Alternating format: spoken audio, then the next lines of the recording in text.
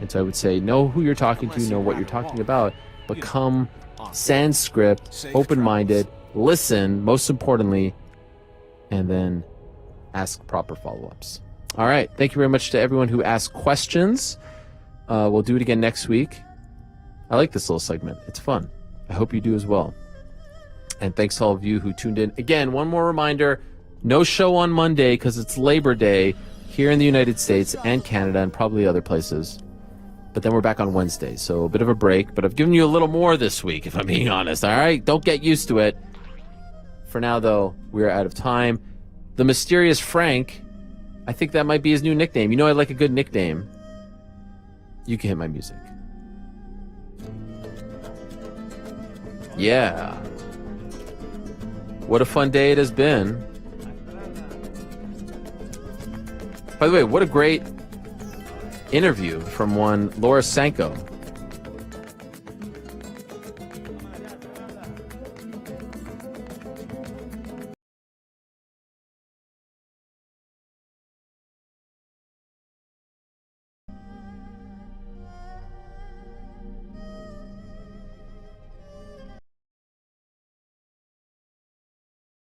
So, back for a full show with plenty of MMA to talk about today. Hi, everyone. My name is Luke Thomas. I am merely one half of your hosting duo. I am joined by a gentleman who is skin tag free, little bit ornery on the other side of the pillow this morning, little bit grumpy, but you know what?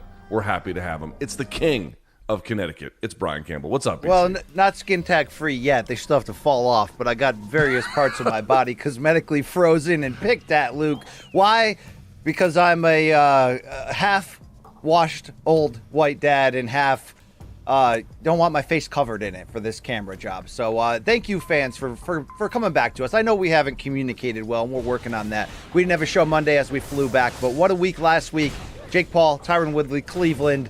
A doc coming in the next 2 weeks, I hear, Luke. A really heartfelt doc. That's on bold. Grown men, That's bold. On grown men growing up. So you might get a little bit more of an adult BC moving forward, Luke, okay? You know, I've already mastered the adult teenager look. So maybe maybe it's time to rotate a bit and shift, So we'll see. Anyway, we got a great show, MMA heavy today. Luke, any closing thoughts on Cleveland before we get into the good stuff? Yeah, I'm glad we went. I'm glad that we get these show opportunities from Showtime. I think in many ways there was lots of successes to be had, but I think in also some ways BC and I would already look at it as we're happy to get back to some hardcore fan boxing, hardcore fan MMA. MMA, as you indicated, today's show is MMA heavy, and listen, man, we still got lots of work to do.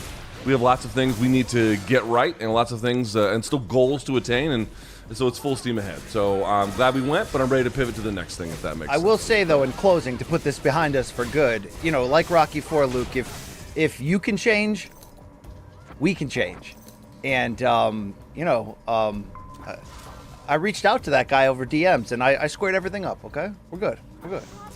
All right. Well, we should. Time will tell if you're actually really good. But no, we're good. We're good. You didn't have a date with him at PF Chang's, by the way, right? Because that guy was coming hard at Bapa. I mean, coming hard in the paint. So no, wow, I did not have a date at PF. I've actually, this is a true story. I've never actually eaten at PF Chang's. Is it any good? I have no idea. And orange chicken, Bubba, incredible.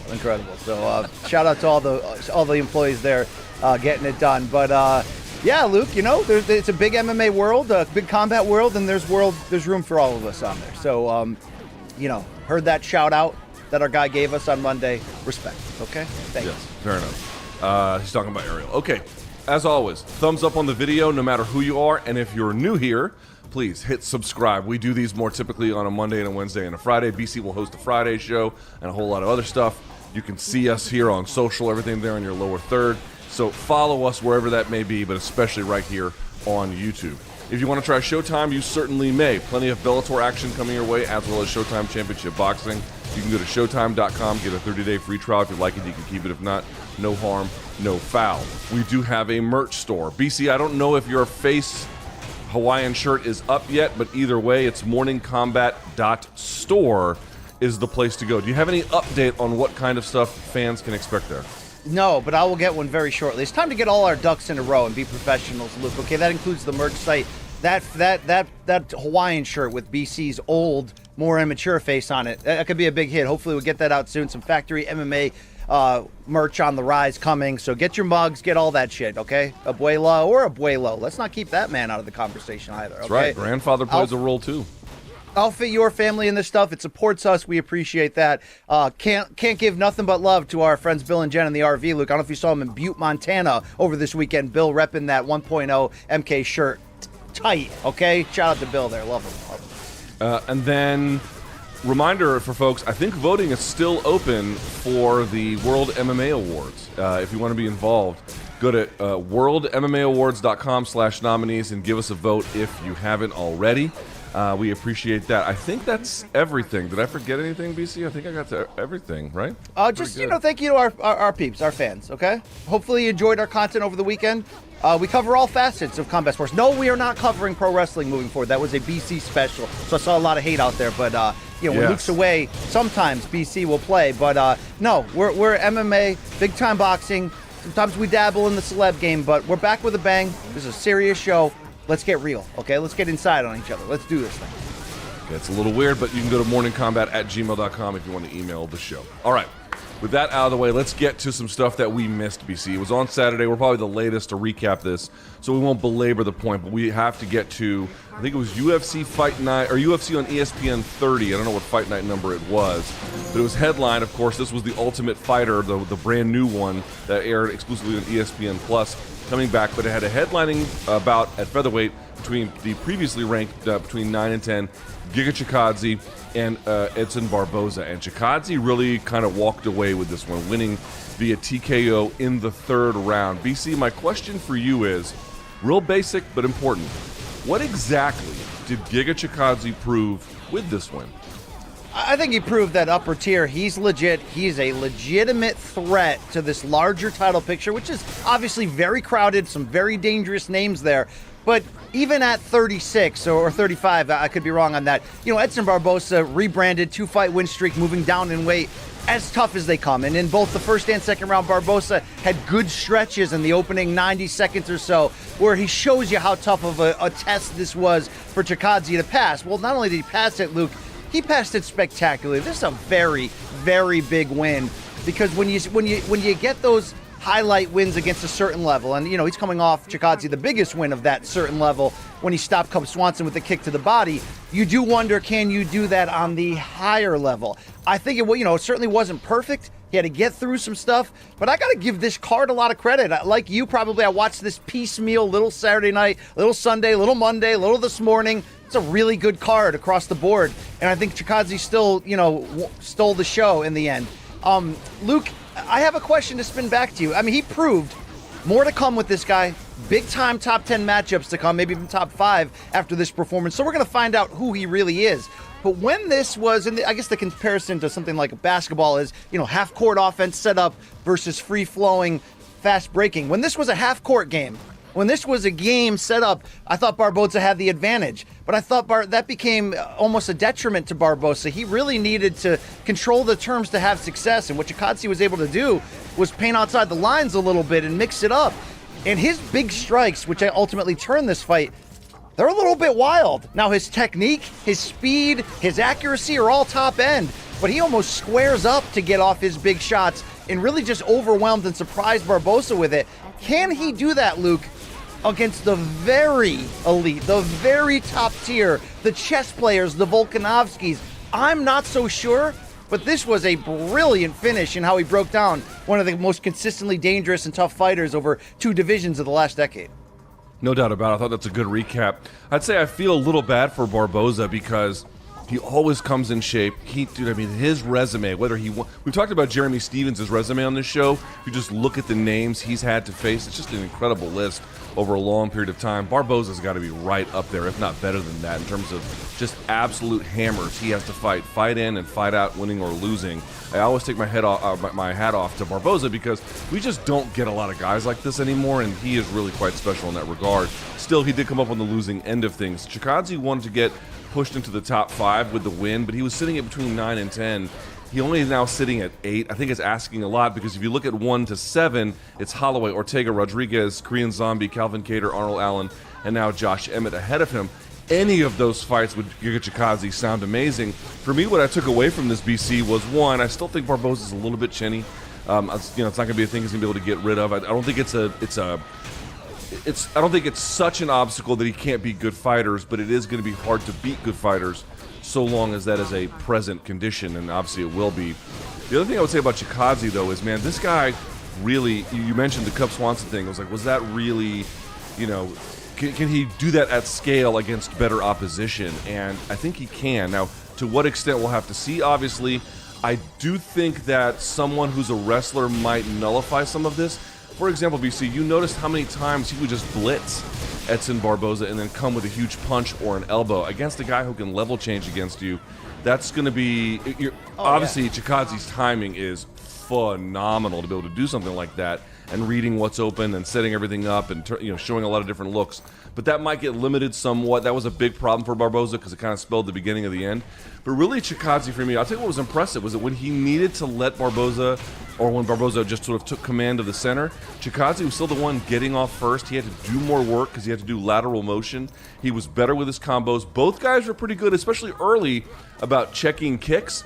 But you can just see, man, here's the one knock on Barboza. This is what Chikadze had over him. Barboza, what he has is extremely formidable. But in the modern game, if you can do something at your core, yes, but then you've got a lot of different tools in the toolbox, that tends to win out, all things being equal. And of course, things aren't always equal, but you know what I mean, BC? You can see a guy like Chikadze constantly switching stances, constantly playing with ranges, constantly playing with timing. Plus, he has good defense and good fundamentals. He landed his famed Giga kick there as well in that first round eventually, too. Dude, he's a very, very talented guy. He's got a ton of weapons, made the transition from kickboxing, I would say, pretty seamlessly. He is now at a point where he's got a lot of different tools in the toolbox, and he has found a way to make them much more lethal. I think when he first started in the UFC, he was kind of on the mental back foot about, I don't want to get taken down and blah, blah, blah. Obviously Barboza's not that takedown threat, BC, but I still believe that he has really, really come a long way with this. Title threat yet? No. But the next question would be, who makes sense next? Well, hold on. I think he proved that he's a title threat. To do that against Barboza, you are 100% proving that. But I think to something that both you and I alluded to, there's still legitimate questions. What about if, like, to your point, if somebody can have a threat at taking him down? And I think, what about somebody who's just a high-level game planner and mover and slickster? And, he called out Max Holloway afterwards. I'm sure in your head you can imagine, could he have some of those same successes against a Volkanovski? I do have legit questions about that, Luke, because, he takes chances with some of these surges. It's just that his mixture of timing and speed up to these levels has been perfect, right? Up to these levels of competition. What's going to happen if somebody can constantly slick that and make him constantly adapt? Is he on that same game planning IQ level? His kickboxing is tremendous. His kicks are hard, they're accurate. He has a way of really throwing them without much wind up or tell on them. So there's a lot to love here. I think he proved he's ready for the title level. I don't think he proved yet, though, and you can only prove it by beating the best, that he's a legitimate threat right now to win that belt. Still more to climb. So when you ask who's next, I think the Max Holloway call-out was bold. I don't think he's going to get that next. He's going to have to get at least 1 to 2, in my eyes, to climb this top, 6 or 7 in front of him. 1 to 2 more solid wins. So, I love the boldness of a Holloway, but Holloway's basically waiting for this Volkanovski-Ortega fight to play out so he could get one more shot at the belt, or not one more, his next shot at the belt. We forget how young Holloway actually is. So I'd like to see him do this, Luke, against somebody with a completely different skill set of Barboza, who is firmly in the midst of that top 10, though. Who do you like? I like the Josh Emmett fight, because Josh will meet you on your feet. He can kick, but he's much less of a kicker. He's more of a boxer. And of course, if he needs to, he can wrestle. Plus, I've been saying this, Josh Emmett has extremely high fight IQ. He understands what the conditions have to be in place in order for him to have his best chance at victory, which often includes a lot of movement and nullification and whatnot. But then he is absolutely an offensive dynamo. He doesn't just shut you down. He shuts you down and then really hammers you. I don't know if he's ready. I don't know if that makes sense.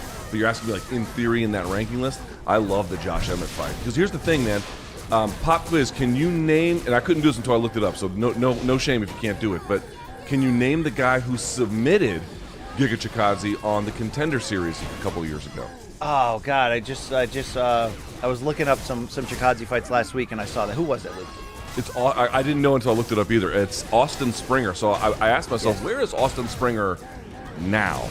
He, after choking out Giga Chikadze, he had one win in Cage Sport, which he won, and then he had his UFC debut, which he lost via first-round submission to Alex Caceres. Now, I'm not here to say that the win over Chikadze was some kind of fluke. Maybe that was actually just where Chikadze was in terms of his weaknesses at that time. But back to my previous point, dude, this guy is getting better rapidly. Rafael Cordero, you can see those two guys have a really good... And Cordero has good relationships with a lot of his guys. You can see that they have a good bond, but Chikadze seems to be really in tune with what Cordero wants him to do, and he has now much more ability to pull that off. I think we very much have a brand new face in the top 10. Obviously, we already did before, absolutely. but I mean a real threat, and folks need to take him seriously. Well, we have Holloway. We have Ortega Volkanovski soon, and I forgot that Holloway, had the on and off again fight schedule with Rodriguez. So I still think it'll take him 2 wins. Josh Emmett is ranked 7, right above him. Luke, that does offer the perfect, holes that we haven't seen Chikadze master in terms of the skill set of Emmett. I'd love to see that fight. I know there's a couple guys in front of him, Cater, Korean Zombie, but I think Emmett is the right fight coming off of that win against against Burgos, right? Yes, correct. But out for a long time with the injury. Look, dude, you go out there and finish Barbosa like that. I mean, those right hands were powerful, accurate, quick, on the money. I think his hand speed surprised me here, Luke, to be able to give Barbosa fits on this level. Yeah. So, big win, more to come. This guy's no shortage of confidence. He was also, kind of made a man in high school in Georgia, just like yourself, Luke. So I think there's a kitchen. Yeah, he's a different kind of man in a different kind of Georgia, but that's fair. The last thing I'd say, we can move on from there because we've been sort of belaboring the point, but I was just going to say his hand speed, yes, is quick, but like his ability, he's rangy, and his ability to cover that range is, I think, it very much took Barbosa by surprise. So good work by him. Now the other part about this, BC, that kind of breaks our heart, we have both been Kevin Lee, future world champion, dead enders, but we might be reaching the dead end of that. I like Kevin Lee a lot. I still believe that we have not. I'll say this, is he going to be a world champion? I don't know. That's up to him. But I do believe we've not seen his best work. I am quite confident in saying that. But he loses to Daniel Rodriguez via unanimous decision. What am I saying? 29-28 across the board. I thought he won the first, and then he really just kind of fell apart in the second and the third. BC, are you ready to declare that you have to give up your Kevin Lee future world champion card? Man, when these guys have 9 lives in your heart, right? I've been here with Adrian Broner. I've been here with Zab Judah. I've been here with, even Luke Rockhold to a certain degree. I can still talk myself into things that in reality of like, what the hell am I doing? There's no chance, right? Yeah, you got to take the L, and we're past taking the L here. So this was a tough loss, and we can hold off the Rodriguez breakdown for a second because he's the reason that Kevin Lee lost this fight, but. I'm not going to, sit here and say, well, when we said future champion, we didn't necessarily mean UFC could win a Bellator title or PFL tomorrow. I don't know. But here's the deal, Luke. This is going to sound harsh. I think he should get cut. And it's not because he's not of UFC talent. I mean, he head kicked Gregor Gillespie, which was an important win for him to, hold off the bleeding there. But let's not forget guys who have been cut by the UFC before when they sort of hit a certain dead end. Not a dead end like 5 losses in a row, old guy dead end. But you know what? I can't figure it out. Look at what Brandon Moreno did, Luke, when he got cut. Look at how quickly he was able to put a couple big wins together, really look into himself. Now you could say, BC, what are you doing, dude? How many more times can Kevin Lee look into himself, right? He may want to look into a reverse mirror and ask himself if that tattoo was the right move. But if there is a 9th life left in the future champion Kevin Lee saga, because you and I both see the ability there, but there's not just one thing missing, there's multiple key intangible things missing. He finds new ways to lose close fights where you can really talk yourself into him winning coming in. I think the last gasp on this, because he's still so young, is a release that surprises people and maybe would surprise him and force him to go elsewhere, whether it's the regional scene, whether it's the secondary large market of Bellator, PFL, or even one, but Is one even still a thing, Luke? I don't hear much rumbling anymore from those parts. I think they're still around. You know, that might be the best thing to rattle the cage and figure it out. Because you know what he's going to figure out by going to that level, Luke? He's going to figure out whether he belongs at that level and he's comfortable and happy with it. And could he win a title at those levels? Sure, the talent's there. But as of right now, he's missing what he would need to maximize his talent. And these are drastic measures. But before it gets too drastic, before you're 34 and suddenly the last stop down the road, BKFC, yes, is the only stop left. Something drastic would need to happen here, Luke. He's not the man yet we thought he was. And yes, we are running out of options to try to prove to you that what we saw, you know, was what it was. I'll take the L. He took the L. Is that drastic, Luke? Could he get cut?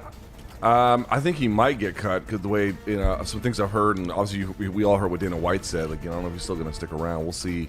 I certainly don't wish that upon him, like the difficulties that can come with the UFC life taken from you, and now you have to go. And yeah, some people, of course, go to someplace outside the UFC and have a lot of success, but you know, a lot of people don't. So I don't wish that upon him, but it's pretty clear that if he wants to get the best out of himself, he is in need of a reset moment. You know, he is very much in need of a reset moment. I mean, I didn't realize this until I did some research. The last time he put back-to-back wins together was 2017. I mean, you know, we are way, way past that. It is time for a look into what is happening here. And between 2016 and 2017, I think he had like a 5-fight win streak. Since then, the only back-to-back, what do you want to put it, you know, consistency he's had is back-to-back losses against Quinten Dos Anjos and then Charles Oliveira and Rodriguez. And look, he's not losing to bad guys. He's losing to, you know, Tony Ferguson 2017. That's about as close to peak Tony as you're going to get. Quinta, I still think very highly of him. He's got a great jab, comes from a good team. Obviously, Dos Anjos, former champion. Charles Oliveira, current champion.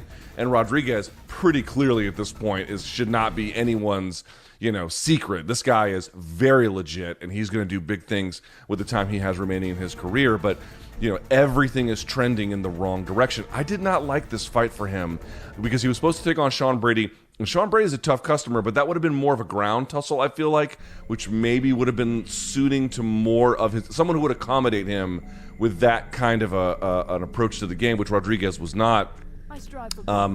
You know, but when I saw this fight, I was like, dude, Rodriguez is tough. He can strike his ass off. He's, you know, he has fantastic bearing under pressure. I mean, this was a really, really tough guy to come back to. And I'll say this, it's going to sound like I'm making excuses for Kevin Lee, but I really believe this. Look, if we had a 155 and a 165 and 175 pound weight class, I'm not saying Kevin Lee would be your runaway 165 pound champ. I don't know that. But do I think that the way in which the weights are structured now with 155, then a big jump to 170, and of course, you know, if we had welterweight under the 165 system, it would be 175. Do I think that this current system, does it maximize his skill set and his size? No. I think it puts him between a rock and a hard place. I don't think you're going to get the best out of him under those circumstances. So what the solution is, I don't know. It seems to me like he's a little bit all over the place, and there's just a lot of things he has to get right. He showed flashes in the first round, but I don't think from my understanding, he didn't stick to his game plan. From what I could tell, his coaches were saying one thing, which seems to be a consistent problem with him, because then he does another. There's just a lot of things that need to be cleaned up and ironed out, and it sucks because he had 2 years off. He didn't make any money. It had to be terrible. I feel bad giving this analysis. I don't take any pleasure in it. No. But until he really, really, really shakes the foundation of what he's doing and fully resets, I don't know you're going to get the best out of him anytime soon. I mean, when I did that show solo coming off of that Kelvin Gastelum loss, it's like, you know, I did the Bill Parcells quote because, you know, you are what your record says you are. And I love Kelvin Gastelum, and I think he's shown such elite flashes. He's no longer elite when he's lost 5 in a row. And it doesn't matter when the losses pile up to that level. Oh, he's been fighting all killers. Kevin Lee, as you mentioned, has been fighting all killers, but it's 4 losses in 5 fights. It's 2 and 5 over the last 7. He's only 28 years old. That's why I said the extreme move of a cut might be the thing that rattles the cage a la Moreno. And here's the quote from Dana White after the fight. That's a good question. Again, that's the thing we will get together on Tuesday and talk about and figure out what's next for him here or not here. I don't take any pleasure in it either, Luke, but let's not belabor the Kevin Lee not putting it together point too long and just say, Daniel Rodriguez, I think in his past 3-4 fights went from, wow, this is a really exciting guy that we need to watch, to like, wow, this guy, I mean, Luke, he looks, you don't want to judge somebody by looks, but he looks like a fringe guy, but he's starting to fight like a real contender. That boxing ability, the savviness, the toughness, he is legit. I think you saw limitations on the ground in the first round, although he was able to keep his back off of it in 2 and 3. It is time to talk about now, like, how legit can Daniel Rodriguez be? Because D-Rod, crazy tattoos, crazy look in his eyes, he can bring it. But do you see like upward bound? What's your phrase? Upper Luke? bound. Upper bound limits. What are his upper bound limits, Luke? Well, I will say that he did struggle a little bit on the ground. Now, not enough, obviously, to lose the fight, but to lose the first round. And even then, you know, it wasn't like he had a dynamic presence on the ground. What he was able to do was either have defense and then nullify it by creating separation, standing, or whatever the case, like just getting out of those scenarios. So having the good defense is not, it's critical. Like it's a clearly important component to getting back to his feet to do the kinds of things where he is, you know, much more offensively capable of doing. So as long as, remember, as a real basic level of understanding jiu-jitsu, it's survive, defend, and attack. So he's at that defense stage, right? It comes a little bit more natural, comes a little bit easier. He's not an offensive threat there in that way. Obviously, with ground and pound on top, he might be, but not underneath. And so to that extent, when you look at the top of that division, I'm not saying he's ready for Kamaru or Colby or something like that, but you got some, you know, Chiesa too. You got some pretty dominant wrestlers up there. I think that could be a problem long term. But what I will say is, you know, we're still outside, I think, the top. I think he's sitting at 15. You know, listen, here's who's in front of him right now. Santiago Ponzinibbio, Sean Brady, Muslim Salikov, and then the Leech, Li Jingliang. I think any of those fights are great tests. Ponzinibbio one stands out to me in particular because I think that could be a great striking battle. Sean Brady, the guy who's supposed to fight Kevin Lee, I think very highly of Sean Brady's ability. Any of those would be pretty good, but I will, to your point, he is tough, and I can't say this enough. His composure. He never loses bearing under any situation, good or bad. He doesn't get too excited. He doesn't get too down on himself. He stays real stoic right in the middle, and that carries him to victory, man, more often than not. Yeah, and the window is going to be smaller. He's 34 years old. I mean, in comparison, Kevin Lee only 28 still. But including the Dana White Contender Series, Rodriguez now 7-1 under the UFC banner. So making noise. Still has a lot to prove, but man, the head movement, the nastiness when he needs to be, the long reach, he's fun. At the very least, he's must see, and maybe more. We'll find out. But that was a good fight that told us a lot about both, Luke. Quickly, I couldn't name the two guys who won the Ultimate Fighter. I apologize to them. I'm sure they're very good fighters. It's nothing personal. I just didn't watch this season. Anyone else on the card stand out to you? Yeah, I just mentioned I really like this card, so I'll hit you up on the tough finale. I did focus on these two fights, even though I also didn't watch the season. Ricky Turcios, the bantamweight, did get a lot of attention, Luke, because of his, you know, aggressive style and sort of free-flowing personality, although he used his victory afterwards to really send a message of love and peace that I thought was well received. But his victory here over Brady, is it Brady Heastand? By split decision. Yeah.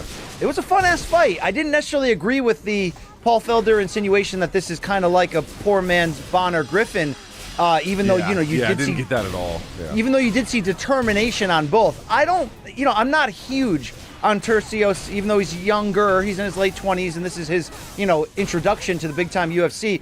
I don't see, you know, he's going to have to prove it to me long-term. But short-term, from an attraction, from a guy, you know, with a lot of spunk, he really pushes a pace and brings it. He's fun. He's wild. He can scramble. His takedown defense over the second half of this fight improved, which I think ultimately what won it, even though he had some rough moments on the ground.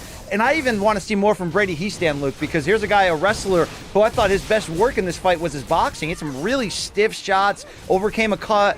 This was a fun fight in the end. And I think, you know, Turcios is going to get a lot of attention because of the look and the attitude. But I think he's still got a lot to prove long term. But a big win for him. And did you catch at all this tough middleweight finale when Brian Battle came in there?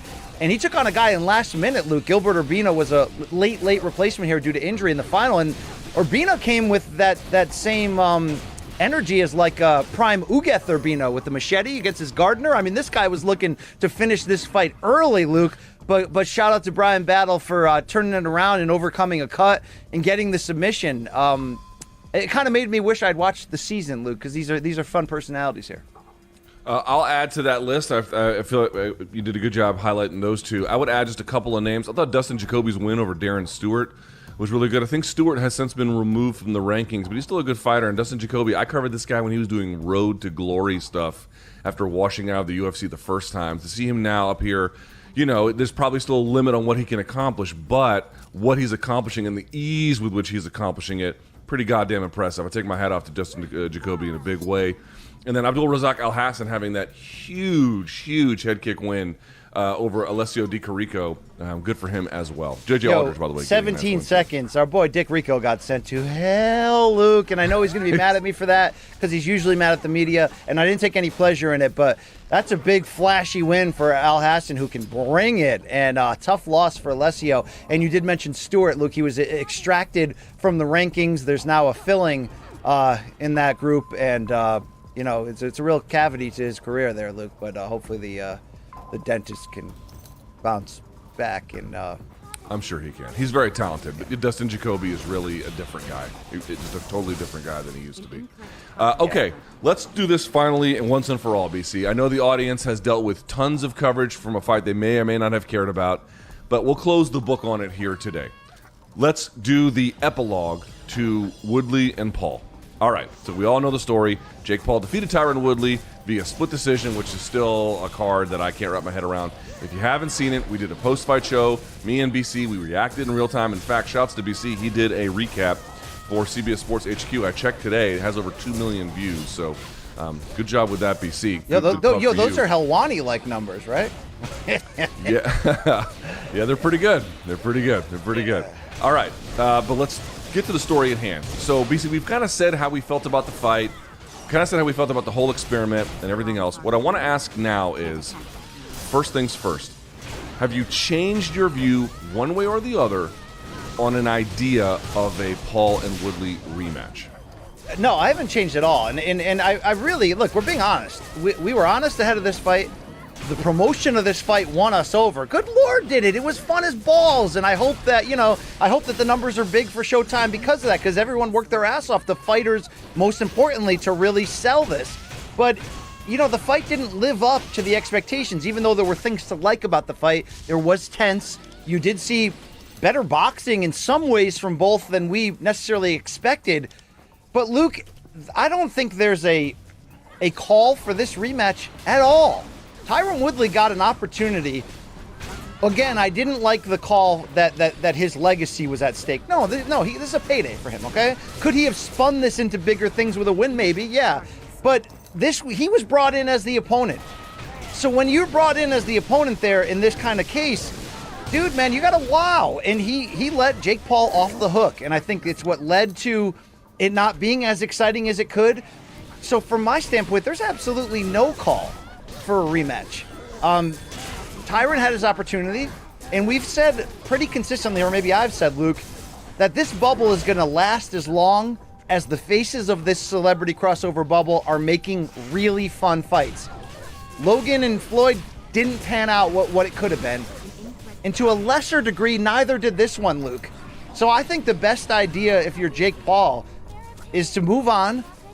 You're going to have to step up the level of competition, meaning somebody potentially younger, bigger, with more legitimate boxing experience. I mean, look, it's a fine art when you're matchmaking at this level, right? The level where obviously Jake Paul's not a real fighter, even though he's showing hints of some things to really like, giving his novice level. But you got to pick the right opponent to move it forward. I don't know what the call would be in terms of the selling to get people excited about a second Woodley fight. If it happens and it's a Showtime fight, and even if we're on the board, we're going to cover it. We're going to do what we have to do. But Luke, to me, Woodley missed his opportunity to really make a big statement, get a big money rematch, or get more opportunities short of a Hector Lombard bare knuckle fight, which, by the way, I would watch given the juicy side piece storylines right there. No, there's no call for this. Just like there's no call for us to believe or really give any time to Jake Paul's Conor McGregor-like retirement tweet that was only backed up by a "I'm back" type of tweet. So I don't want to be sour here on Jake, Luke, because I thought he really showed us a lot in terms of the poise and the boxing. But I really let me hold this question, Luke, because I don't want to go too far. Do you agree with me on that regard? That to be really honest, there's no need for this rematch.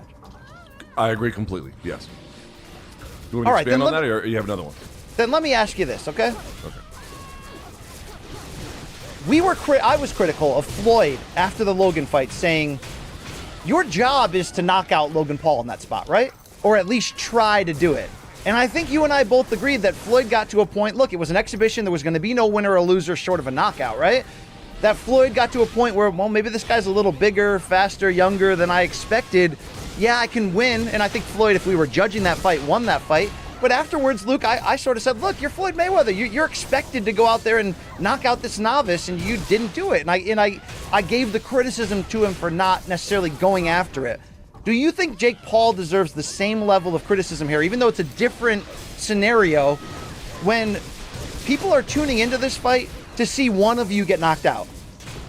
And it's not that they didn't try for the knockout, but there were elements on both sides of trying to balance stamina to go the full 8 rounds given their experience.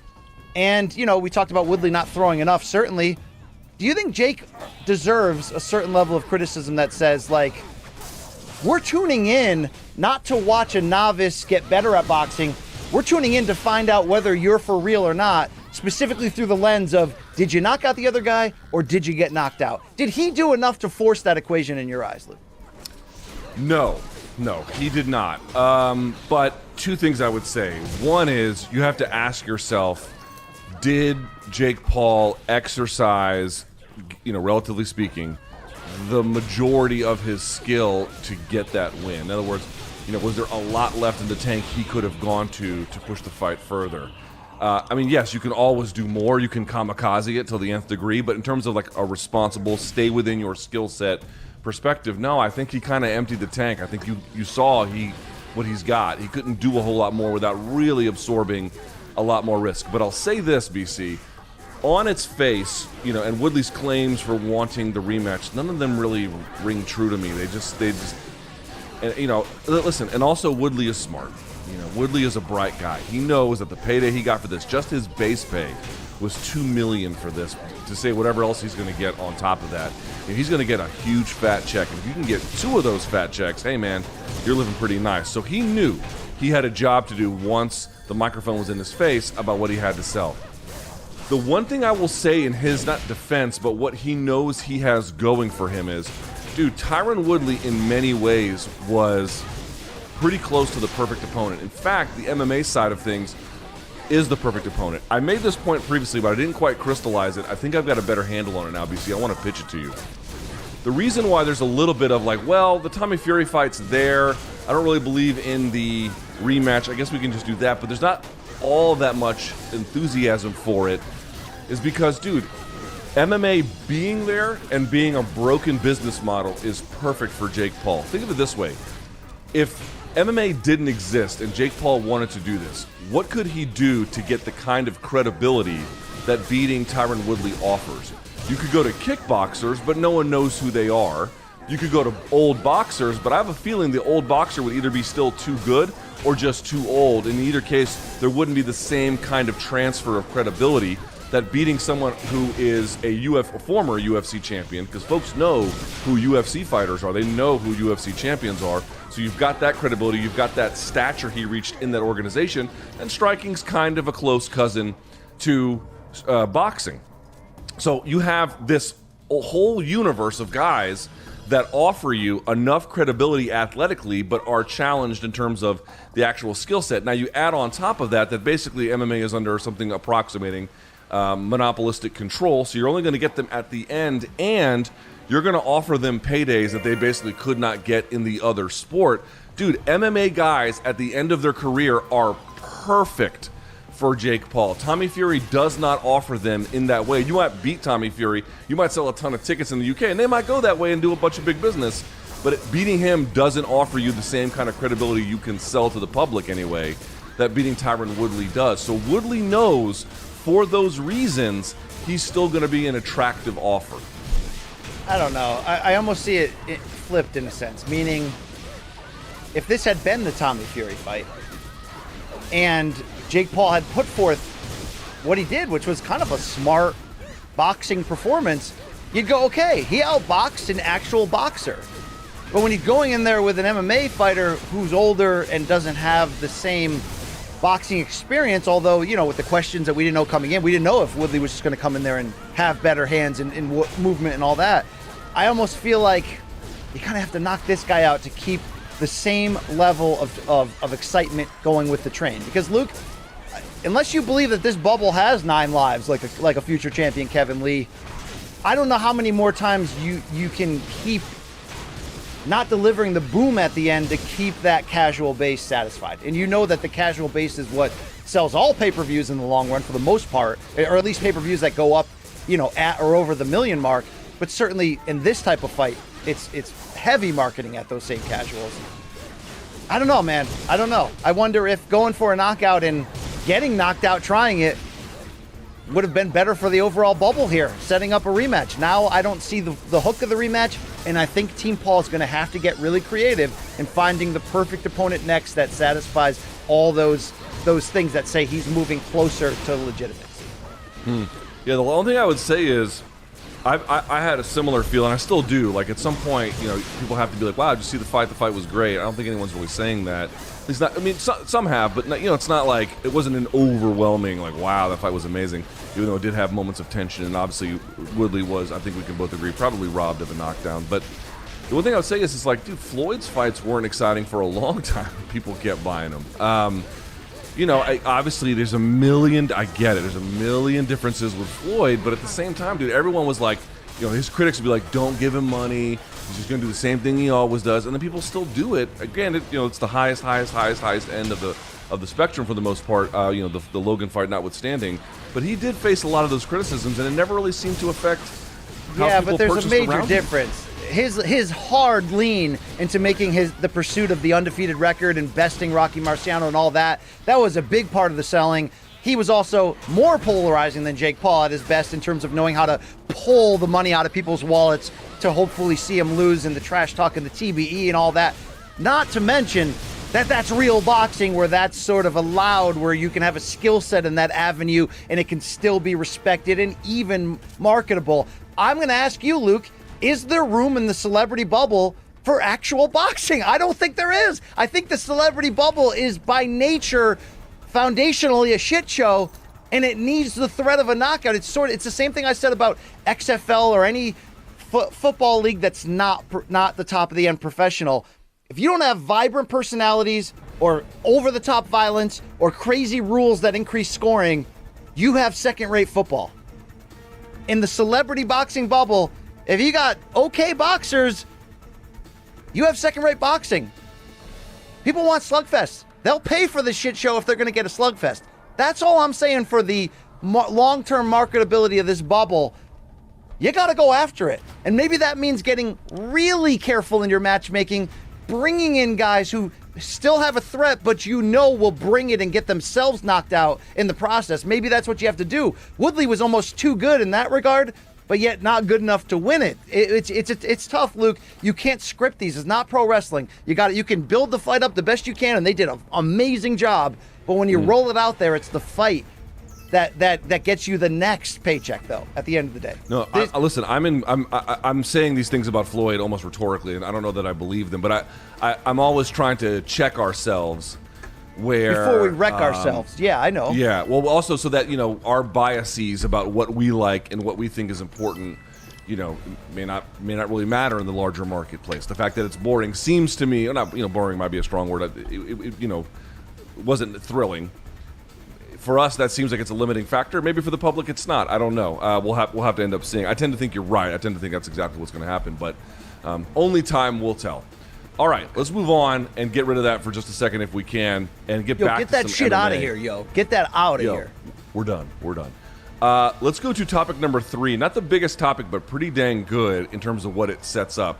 So now we know exactly what's going to happen with UFC 268. We're going to get a lot of different stuff on it. First of all, Kamaru Usman taking on Colby Covington will be your main event for the UFC welterweight title. Banger. Can't wait for it.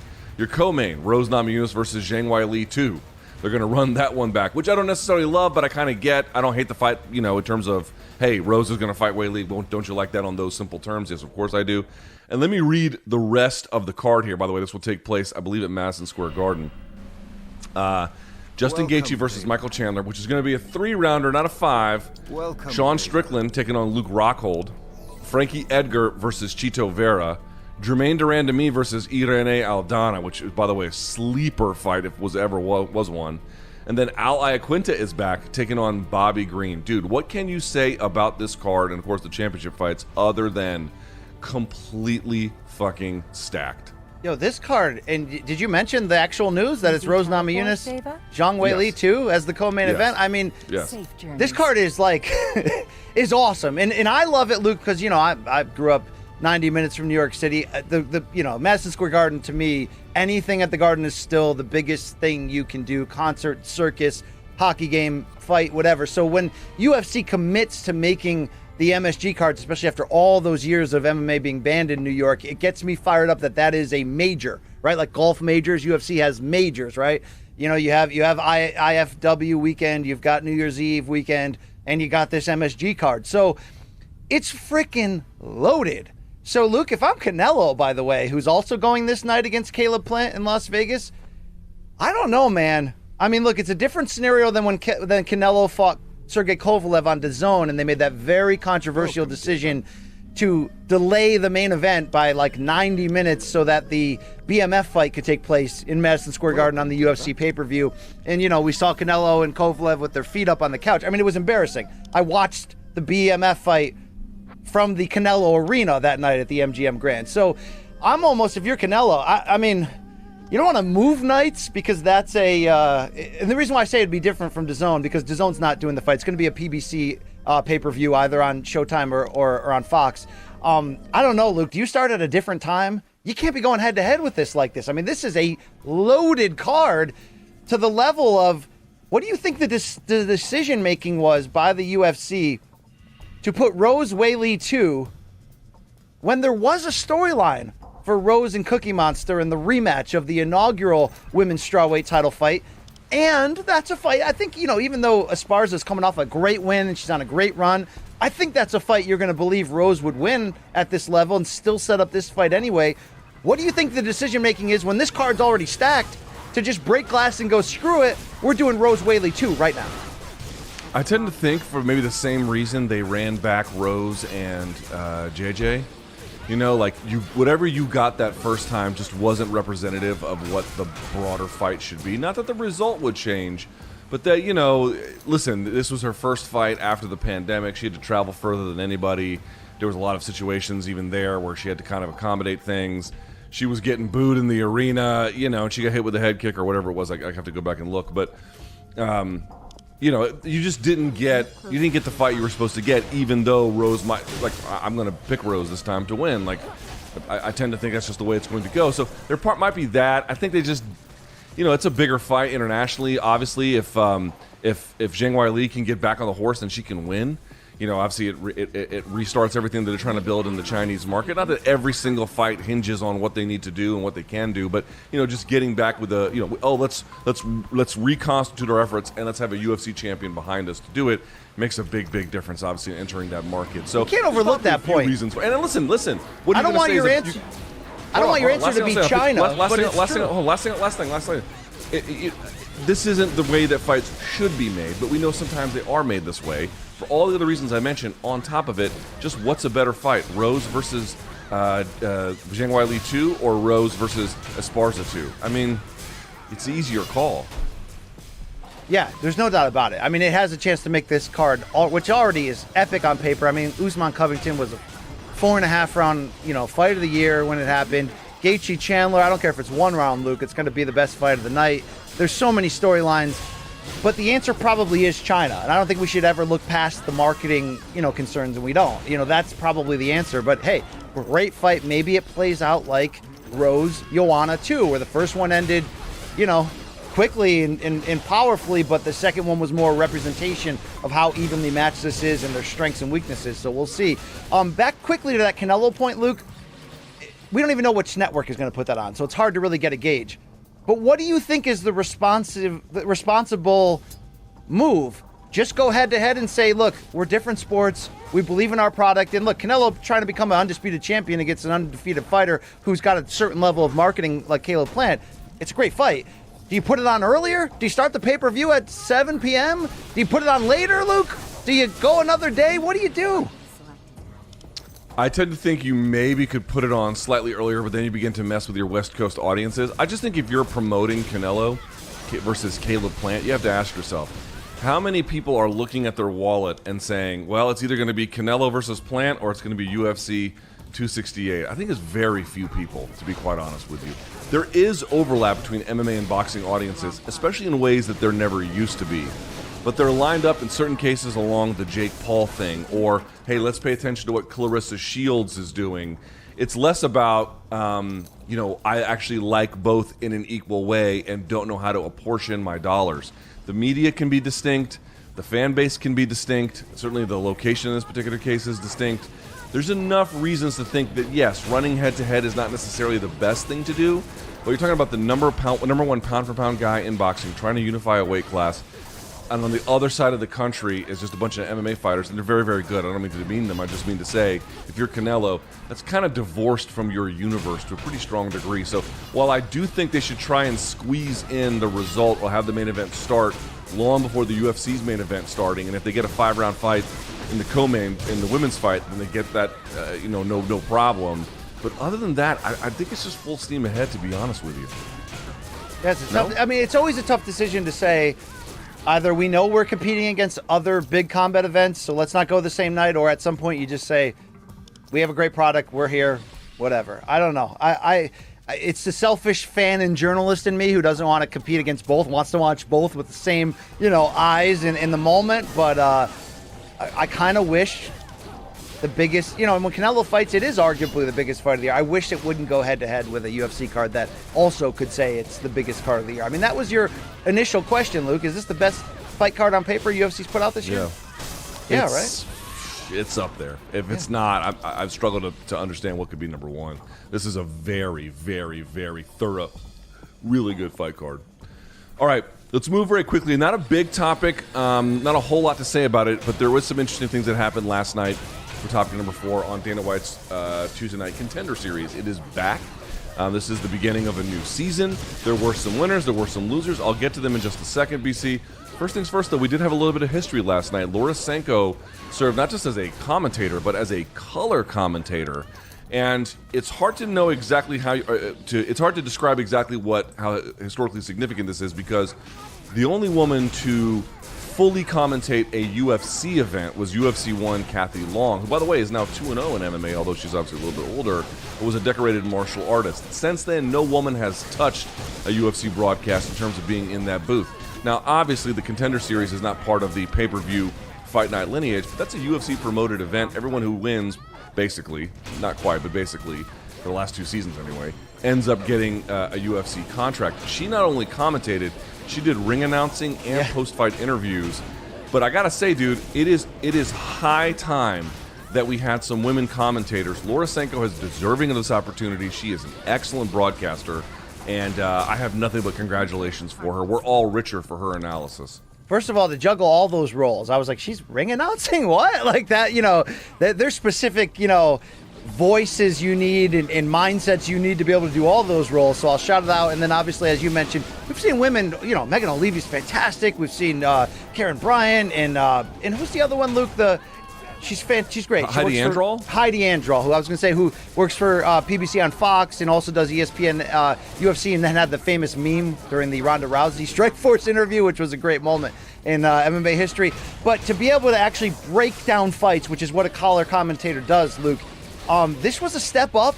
It was, historical, as you mentioned, even though it's just crazy that pre-Zuffa, it's already been done. I mean, UFC 1, it's already been done. It's like you forget Long ever did that, forget Jim Brown ever did that, for crap's sake. But I think the best compliment I can say is this, Luke. The thing you're going to judge the most critically of somebody in this spot, where there's a lot of pressure and it's, sort of a historic moment, is, can she actually break down the fights? I think the best thing she showed last night was her ability mid-fight to break down what's going on. And obviously, it's different compared to others who could have this role because Laura has a fighting background. But I thought she was absolutely fantastic in breaking down the stances and the openings and all of that. I mean, some of the other things that come with that job, the timing, the banter, some of that you're only going to get better with experience. But the most important thing you bring as a color commentator is the ability to see the action in front of you and relay, whether in expert terms or whether in simple terms for the non-educated audience to understand what's happening. And I thought she did a great job with that. So a big moment for Laura Senko, and she delivered, Luke. It was great to see. Just the only thing I want to say is I'm not one of these guys who's going to lecture the audience. Like, you need to make sure that you have a checklist of every different gender and racial identity and background and age, and you have someone from every one of those who's constantly giving you information. Like, I just don't think that's realistic. But what I will say is what someone put a challenge to me one time, which was make a list of all, whatever sport you consume, whether it's MMA or football, whatever. Make a list of all the podcasts that are in your rotation on your phone. Make a list of all the authors you go to. Make a list of all the commentators who are your favorite. Put them all on a piece of paper and then go down the list and see how many are women. And I did that, and I had almost none. All the guys I read were, of course, guys. All my podcasts were hosted by guys. Whatever. It was just constantly all the way down. There's nothing wrong with those guys doing their best effort, but I just mean to say, like, the women play a pretty big role in the UFC at this point. There's no good reason why there's asymmetry between that and then how many are serving in commentary roles. I get there's not very many commentary roles, are hard to get, but I'm just pointing out it can't always be true that only the guys do the very, very best job. It's not possible. So when you begin to rotate in fresher faces across, all these different lines, this particular case, a gender line, you're casting a wider net of getting the best available talent. And Laura Senko obviously is the first, hopefully, among many. But if you've ever been out there, audit yourself, see what you do. And I was shocked. I didn't even think of it on those terms. And so now I'm trying to be a little bit more conscious of casting a wider net out there. But I don't think many MMA fans have female voices in their ear telling them about technique. And I think it's actually pretty important. And Laura Senko does a great job. Now, as it relates hold on, real quick.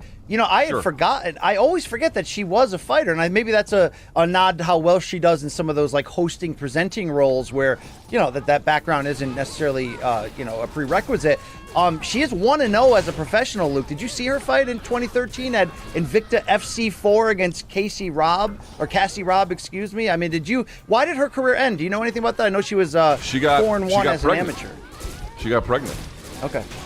And she had a kid, and so everything just kind of turned after that, but she didn't want to give up what she was doing. And, listen, they put her in those roles. Listen, if you get a role doing the kind of hosting thing as you imagined for UFC, that's still a great accomplishment. There's nothing in any way, wrong. That they're limited to, and they're hard to get, and she's good at that. But, you just have to ask yourself, is that what she's best suited for? I don't think so. I think what she's best suited for is analytical work. We're just not accustomed to hearing women in our ear say things like, hey, good stance, or blah, blah, blah, whatever it may be. And I think it's high time that we, get rid of some of that asymmetry between how important they are as fighters and then what kind of role they play as commentators or analysts. Can we send a quick shout out on the boxing side? A couple weeks back, I don't think we even mentioned on the show, but Top Rank had a card where they had two women calling the international feed of the broadcast. And it was Christina Poncher, who does great work calling undercards for Top Rank on ESPN and the international broadcast. And they brought in Michaela Mayer, who's an unbeaten championship female fighter, and that was great to see as well, Lou. I mean, yeah, no doubt about it. High time, from the results themselves, BC, I'm not sure if you saw any of this. I did. It was an okay. For me, the two standouts were AJ Fletcher with that unbelievable, well-timed flying knee. I loved it, and his whole fam went crazy back there. They had footage of it, which was great. But the big one for me was the guy who really stood out was Azamat Murzakanov. He defeated Mateusz Scheffel first round, 3 minutes in. Dude, he set up his punches brilliantly. This guy is 10-0. I thought Dana White was right. He could go down to 185, even though at 205, he's still a hammer. But he's a hammer. Man, these Russians, they're just so many of them, and they're all so good. Dude, I mean, can we do a tough season at the Schmesh Factory now? Because I think it's high time for that, Luke. That was a hell of a performance. I mean, it was sort of like you look at them match up, and no disrespect to his opponent, who was Scheffel, as you mentioned, but like you sort of looked at that matchup and go, the Russian guy's going to hammer him, and he did exactly that. So that's a big win in the main event of this card on a big, platform in the first episode of this season. But AJ Fletcher, man, with that backstory coming from Lafayette, Louisiana, and you know how hard that area, Luke, of the country just got hit by the hurricane, and to be able to get that spectacular of a win that was heavy on spinny shit and the celebration and the passion, I want to see more of that guy. And, look, sometimes we tie in the fighter pay conversation to this series because it produces just batshit hungry people looking to go get finishes to impress Dana. And sometimes the Brendan Loughnans slip through the cracks where they get a win, but Dana doesn't think they were aggressive enough and doesn't get a contract. Luke, how about this? 4 fights on last night's show. 5 fighters got a contract, including the loser of that flyweight 3-round fight between Victor Altamirano and Carlos Candeliero. That was good to see. Do you think that's because, though, of the COVID uncertainty and just having more hands on deck, especially people that don't make a lot of money, can fill up some of these cards? Luke, or am I being ultra cynical there? No, I don't think so. I mean, the reality is they were basically, if you won last season, which again was in the middle of the pandemic, whatever stage we're in now, if you won, they were just handing out contracts because they just need to fill the roster for turnover. I think you're going to get some of that. Candelario also, listen, that was a tough fight. It was a split decision loss. It wasn't like he got run over by any stretch of the imagination. They're looking for guys in certain weight classes and certain numbers. And he passed the test. I don't really have any issue with it. The one I did not like was the Brito and Lopez fight. Dude, if you guys didn't see it, both guys seem to be good fighters. You could give them a contract or not. Brito got one. It's fine. But Diego Lopez got poked in the eye 3 times. More than that, maybe even 4 times. But at least 2 times before the fight the fight ending eye poke, he was warned by the referee, Chris Taglioni.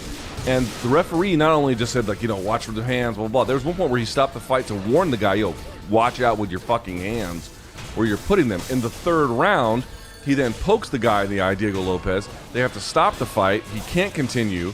Now, Taglioni took a point because at that point, if it goes to the 3rd round, you have to go to the judges' scorecards. But there wasn't much time in the round. First of all, 32 seconds had expired, so you didn't get to see hardly shit.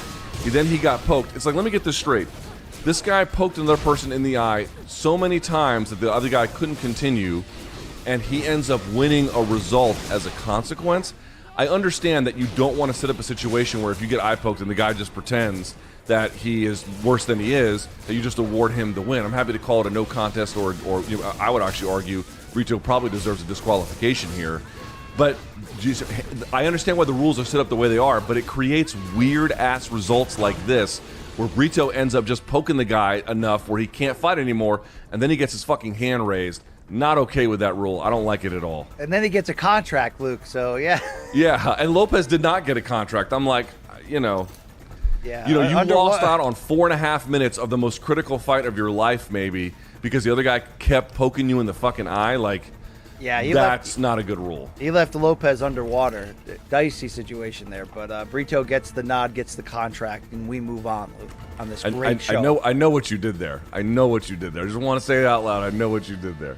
All right, let's move to the last and final topic. Just a set of quick hitters, PC. Who the fuck is John Africa, bro? All right, you know what I mean?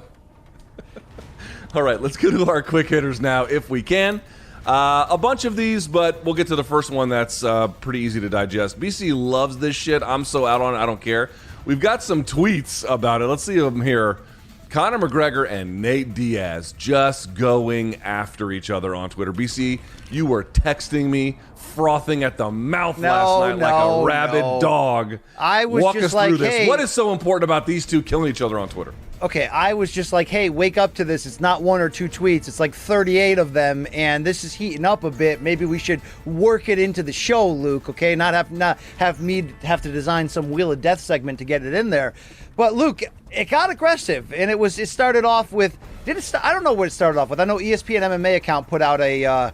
hey, remember when Conor versus Nate, and Nate started talking trash back to it. Maybe we can blow up some of these tweets to get a feel for the take here, Gaff or Manich, great folks who work on this show. Yeah, Conor mentioning that he's adding 30 pounds of muscle.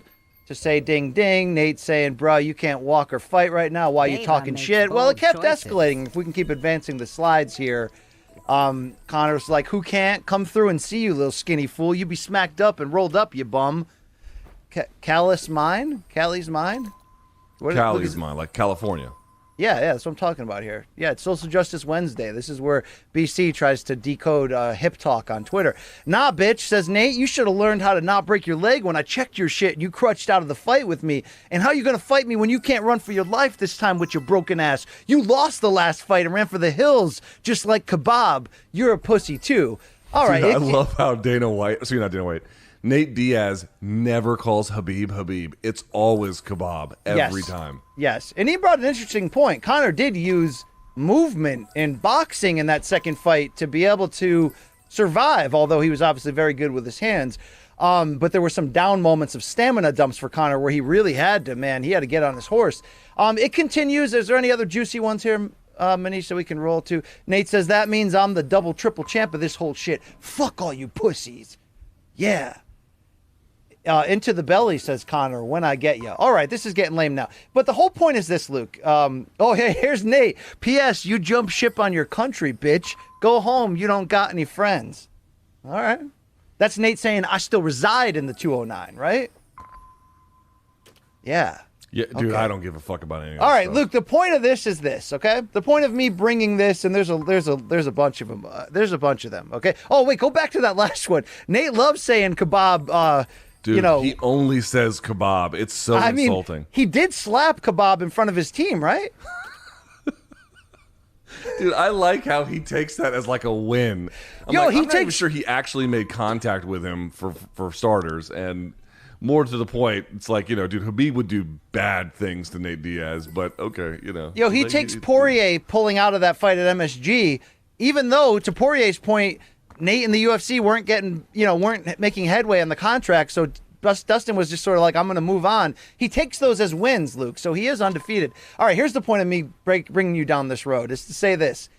I'm starting to feel like, because of everything Connor has been publicly since the second straight loss to Poirier, which is emotional, like bitter. I mean, he's been running the full gamut of emotions that probably come with a big name fighter coming off a loss and a serious injury. Just most people don't broadcast it 24/7 with Twitter videos and riding around on a bicycle and all that, Luke.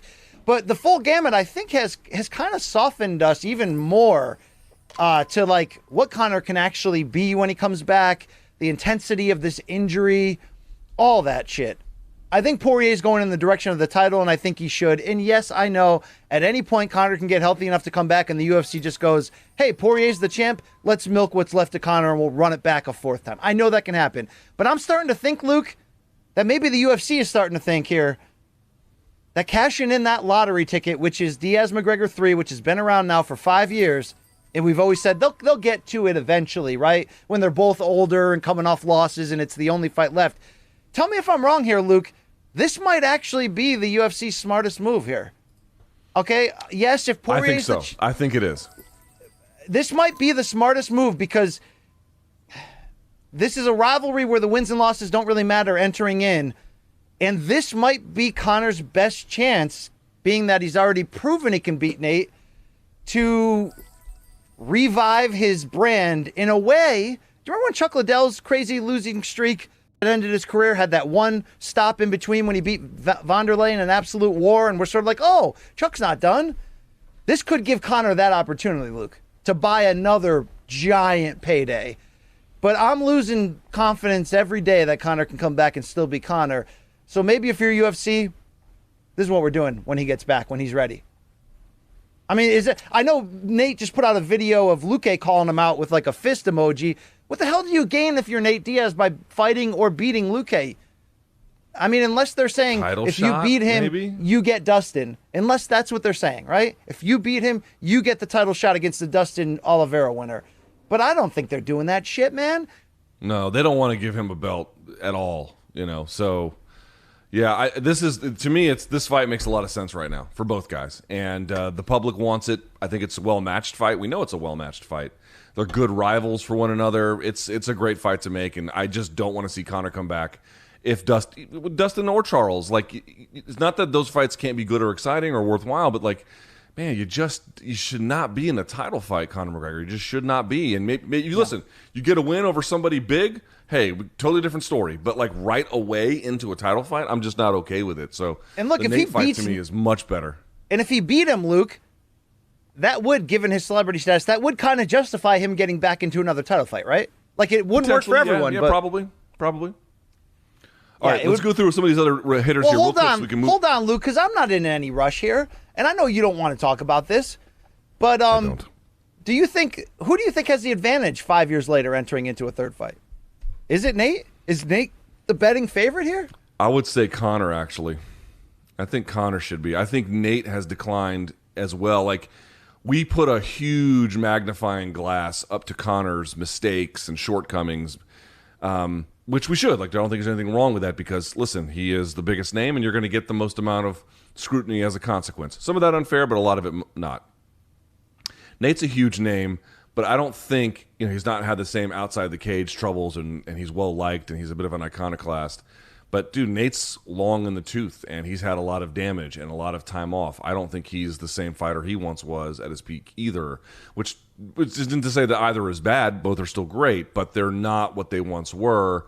And I think Conor, to me, despite all his troubles, I still think that if he can just manage his cardio, that's a fight, and that's a big if. But if he can do that, that's still a very winnable fight for him. And he's not getting taken down. There's no dusty bitches taking anyone down there. Luke, in closing on this topic, and this will really upset you, but Diego Sanchez had a run of tweets yesterday which said he was going to go to BKFC, said he wanted to challenge BJ Penn to a rematch at BKFC. I'm not going to ask your take on that. Said he turned down an offer from the devil to sell his soul, and then insinuated that in 2009, Conor McGregor received that same offer only to accept it. Luke, does that explain the whole Mystic Mac run in 2015 and 16 when he just defied believability and kept winning in such crazy and unthinkable ways?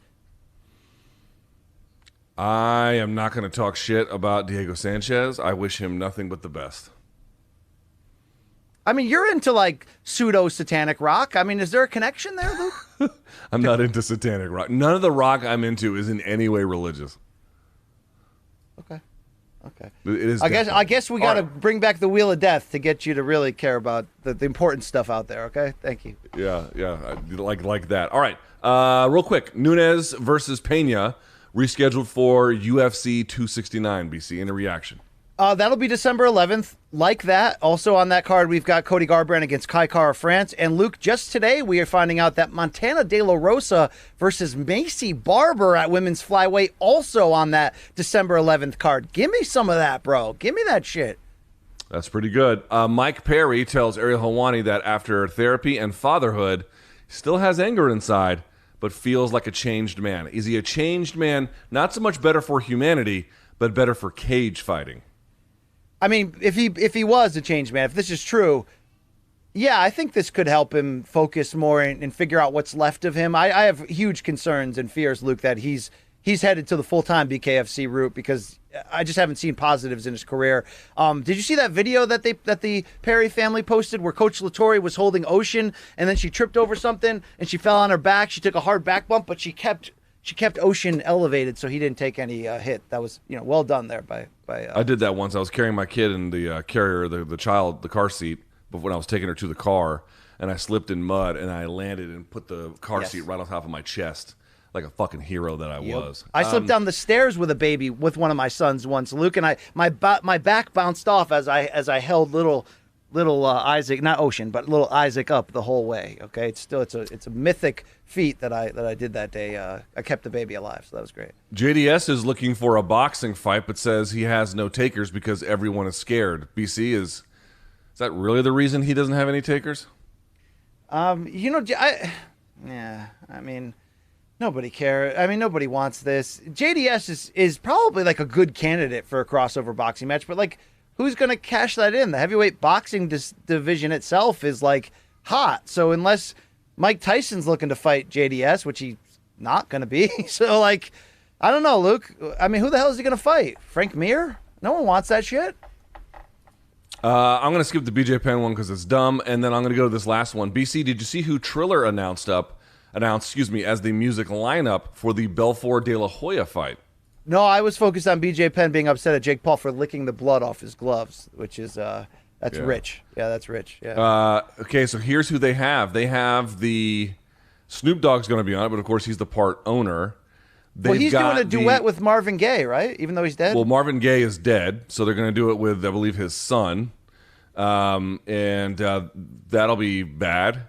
And then on top of it, they've got Anitta, who is apparently Brazil's most famous pop star. I guess she's like Xuxa. They have Lunay, Puerto Rico's chart-topping next-generation reggaeton star. I mean, I guess that would be more like Bad Bunny.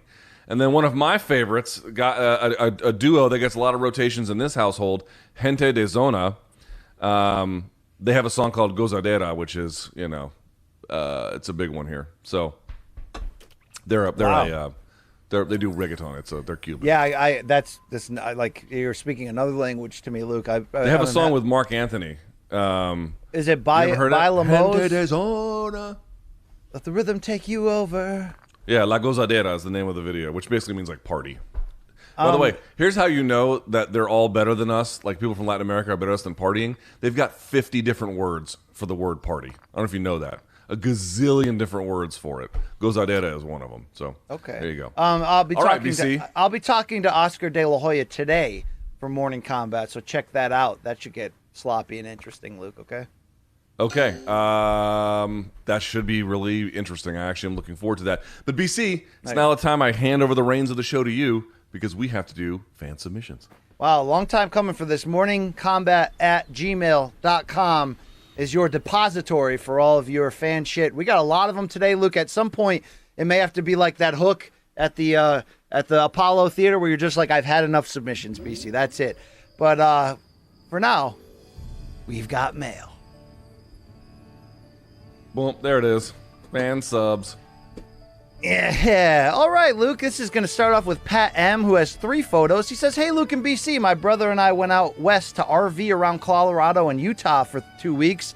But more importantly, we went out there to spread the MK gospel. Even my 275-pound brother hiked 10 miles and climbed through a waterfall to take this second picture at Sky Pond at Rocky Mountain National Park just to spread the BDE. From 2 Philly hooligans, we appreciate what you do to get us through the pandemic. Keep up the great work, blah, blah, blah.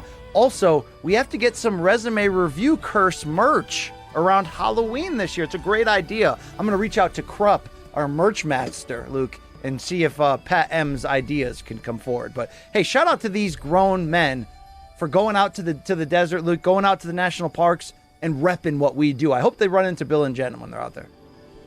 Yeah, this is a weird duo because the guy on the left is definitely posing in a way where he wants you to know he works out. Yeah. And the guy on the right is probably under federal indictment for January 6th activities. Amazing. He put his feet up on Pelosi's desk, and now he's holding our merch out at Zion National Park. All right, Julio R. is here. He says, hey, Luke and BC. This is Julio from Moreno Valley, Cali. Wanted to show off my garage gym and see what you think. I've got a treadmill, a cycling bike, an elliptical, cast iron weight, and also a power rack. Luke, does this man have a nice rack? No, he doesn't. Oh, the rack is okay, but BC, what is messier, this room or my hotel room from Cleveland? The one that you solicited me in to do room service diaries. I'll never forget. BC walked in, and it was a disaster of epic proportions. But BC walked in. I'll never forget what you said. Do you remember the first words that you said to me when I opened the door? No. You go, I can't work in these conditions. Everything you owned was on the floor in some form, Luke. It was just as if you walked in and just threw it all out there. It was great. It was, basically. You know what? The rack itself bought by the water heater. I mean, this man is getting it. He's thugging it out hardcore. Yeah. It's actually pretty good. You can do a lot with a basic rack like that. And it looks like it's bolted to either the wall or the ground, which is perfect because you can do heavier loads. The rest of this, you can just set fire to it and collect the insurance money. Well, don't set fire to that MK merch 1.0 sweatshirt there. Looking good right there. All right, Tim B slides in, says, hey, guys, I just want to say I took this photo a couple weeks ago during the 4th of July mailbag episode. I got Luke's live chat today, and his opening truly inspired me to finally submit this. That's my daughter named Marlo, and that's Luke trying to teach her how to count. She's a bit confused, but I really appreciate the help. You voicing your gratitude and speaking about your daughter in the opening of your live chat on August 5th inspired me to share this. Big fan of you guys. Your humor and chemistry are top notch. He's going to vote for us. And also, he watches the show when at work so that his daughter doesn't hear you guys talking about porn. Like I said, this was the holiday mailbag. Jack B from LA. Looks good. And I got to say, well, does it say Tim O on the photo? Tim B? Tim B. Yeah, I said Jack B. Well, he sent it. He signed it, Jack B. I don't know. Maybe this guy's got two personalities, Luke, okay? All Either right. way, cute kid. And I used to have that thing. My daughter used to sit in that the exact same thing when she was younger. So brings Now, back memories, man. Wouldn't it be ironic, Luke, if you sold the one you had at like a tag sale and it made it all the way to Cali to this guy, Tim, and he was using the same one that your daughter was in and he had no idea? Yes. I mean, that's a little too ironic, right? Next. Okay, sorry. Jason W says, to Luke and BC, thanks for keeping me enjoyed through my boring ass day. Been watching you, Luke, for a long time. Hey, BC, you're also the shit. Hey, thanks, Jason. Looking good in that hoodie and hat from the MK, folks. This dude probably goes to like the Sonic drive-thru with this fucking thing on. It's like, bro, take it easy. We're just ordering, Oreo shakes. You don't have to have the Punisher logo everywhere you go.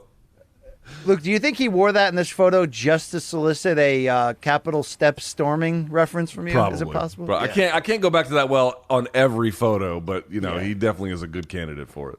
All right, Max B says MK all day, every day, even in Alaska while out Holy photographing shit. bears. Luke, are they effing? They're fucking or fighting either way. Yeah, it's all the same. Shout out to this guy, Max. Nice with the MK beanie. I wonder if he knows Antoine, Luke. You know that 6'8" fella who lives out there? That tall drink of water? No? Yeah. No, you don't know Oh, that guy? yes. I got to say, dude, we have a disproportionate amount of listeners who are either in or go to Alaska. Have you noticed Yes. that? Yes, we are last frontiermen just like them, Luke. We are doing something with this show that, it's not easy. It's not recommended, right? The same thing in Alaska. That's true. People go out there to hide, Luke. All right? They got warrants against them.